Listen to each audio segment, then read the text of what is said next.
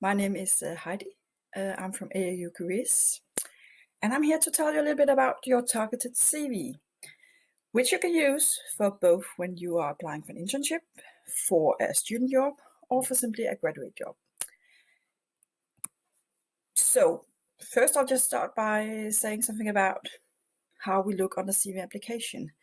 Where application is where the cover letter, whatever you want to call it, is where you write yourself into the job in the future, where you target specific the company, the place, the job that you want to apply for, you want to do. And the CV in this connection is about the past. It's still targeted, but it's the facts and it's about the past. So, knowing that, we also look at the CV where a place to explain your competencies and, of course, this problem-based learning that we have at Aalborg University. So, when you look at this figure, we start from the center, which is the problem, the challenge that needs to be solved. And that's what you need to identify, no matter what kind of job or internship you are looking for. You need to figure out, if you don't have a job description, you might apply unsolicited. You need to figure out what is their challenge. How can you help them? What would be in it for them if you apply for this internship or job with them? So when you have identified the challenge, the problem, you have some task around that you need that needs to be done, and for that you need specific competence where you explain your competences. And for doing that, you of course also mention your program, your experience, and of course your personality. Yes. So being international in Denmark, applying for a job in a Danish company or organization can be a little bit tricky depending on how much information, how much experience you have doing so. So that's why we just gather some information here from a recruitment analysis done by a company called Balisager. Every year they do this, they ask private and public companies and organizations in Denmark the various questions regarding job search. So I took a few of them here to show you that this is a tricky thing about having a picture on your CV. A lot of Danish organizations and companies prefer that. For a lot of international, this is a little bit tricky because from some of the countries that some of you come from, it's not allowed to have a picture on your CV due to discrimination and so forth. But in Denmark, there's no law against it. It's up to you. If you feel okay by doing so, you have a professional picture on your CV. And when I say professional, I mean like a neutral background like I have here with a nice picture on. That's it. But again, it's up to you. Yeah. And you can say also for the Danish companies organizations, having done an internship, it's looked upon as a regular job. And also, if you have a period where you're unemployed, we have in Denmark what's called a company internship possibility or a wage subsidy job if you're in that system. Just saying that it's for the companies, you're doing a regular job. That's how they look upon it. In Denmark, we would say that a CV, it is normally 2-3 pages. Smaller private companies say, however, only 2 pages maximum.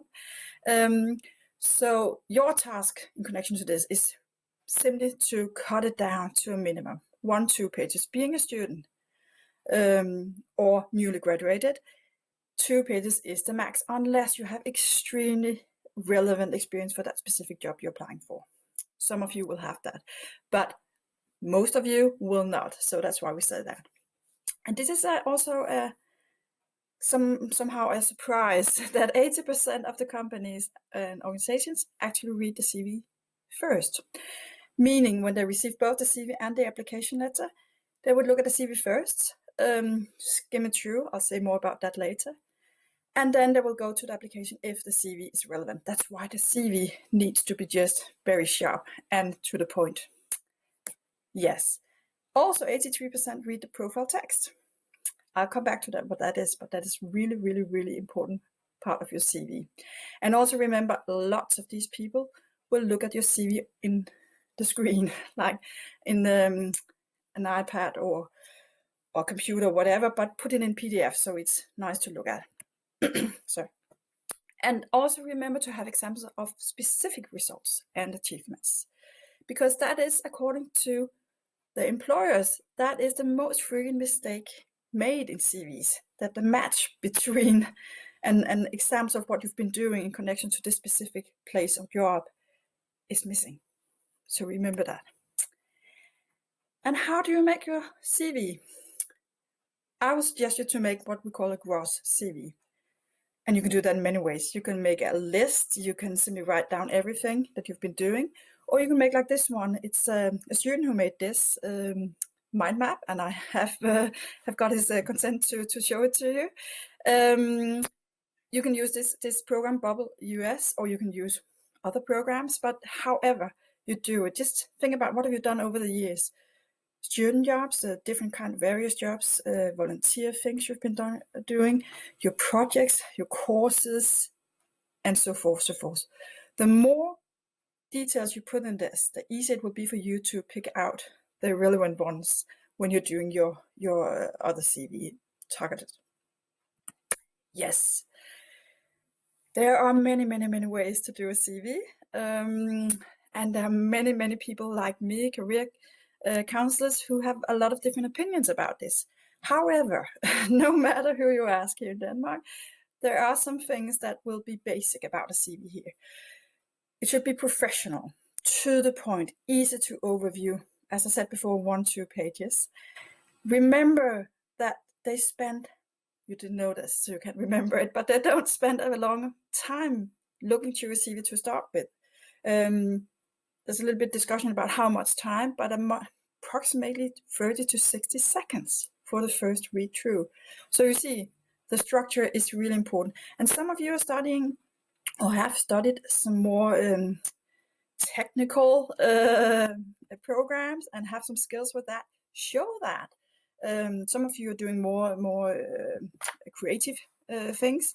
So you can do it, of course, in a way that works for you. Here I have put 2 examples, Wolfgang, different kind of CVs that we in AAU Careers have to show you as examples. I won't go into the small details here. You can do that yourself on our website. I'll show you afterwards where you can find this. But basically, you see the structure here.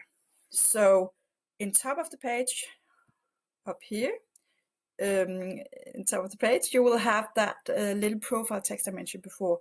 And then start with education.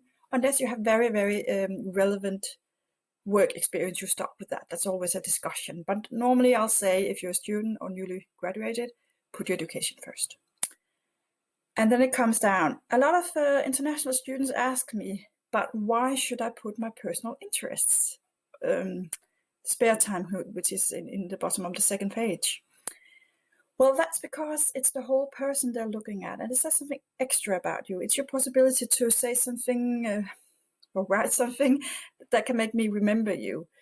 Try and make it a little bit more interesting. There's a lot of discussion going on, how much do they look at it, but it can also be a way for them to remember you. The same with the picture.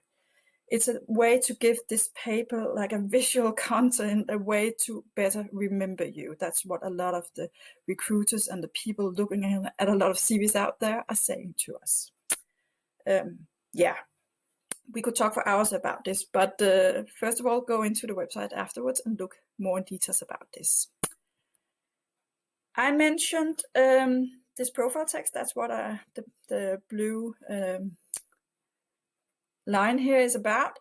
They read your CV.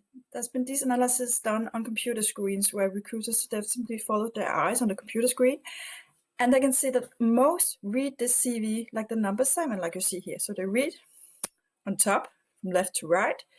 They read that carefully. That's why the profile text should be there, and it should be very, very targeted.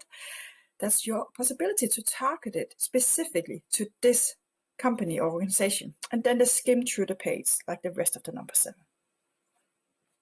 Knowing that, you can really, really make sure that the most important stuff get in the top.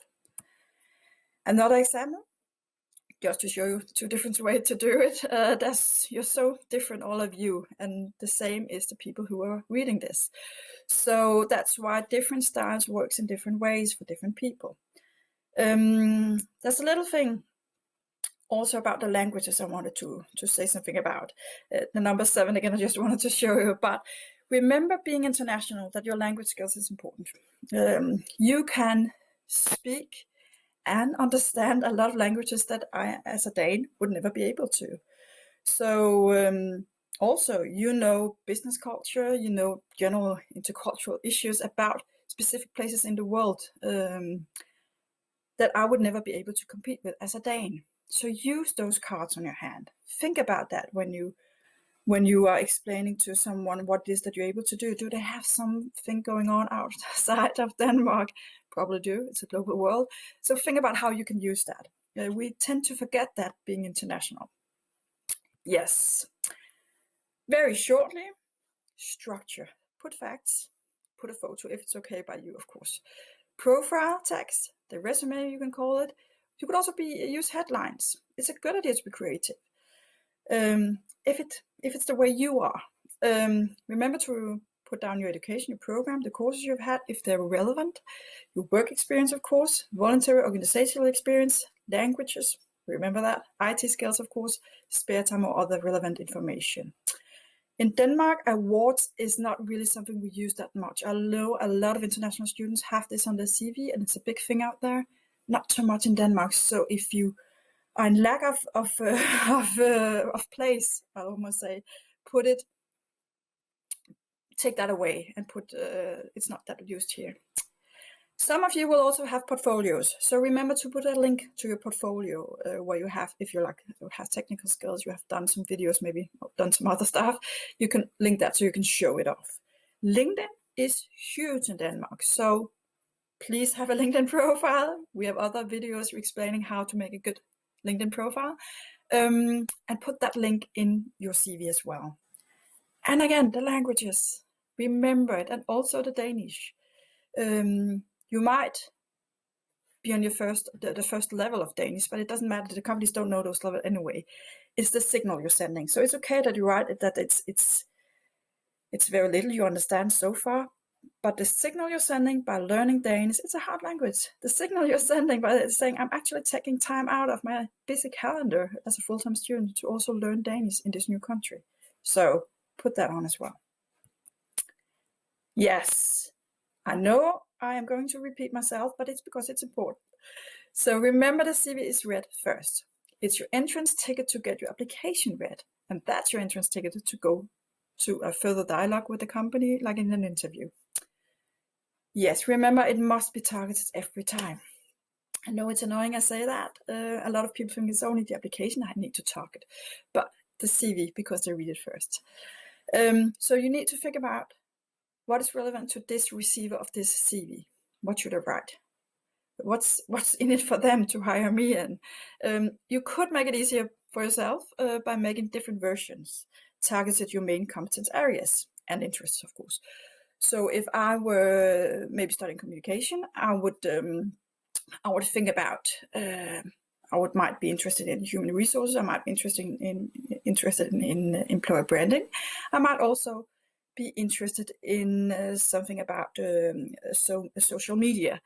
So I would have different CVs targeted these issues, these competences I have within each of these areas. So every time I go for applying for a job or internship, whatever, in that field, it's easier for me to adjust it.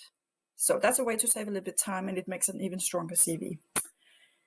And the profile text, remember, that's a resume of your CV. That's where you targeted the specific receiver. If you know they're looking at someone who knows something about social media, who knows something about doing an analysis, you know that, and so forth, you make sure to put it up there as well.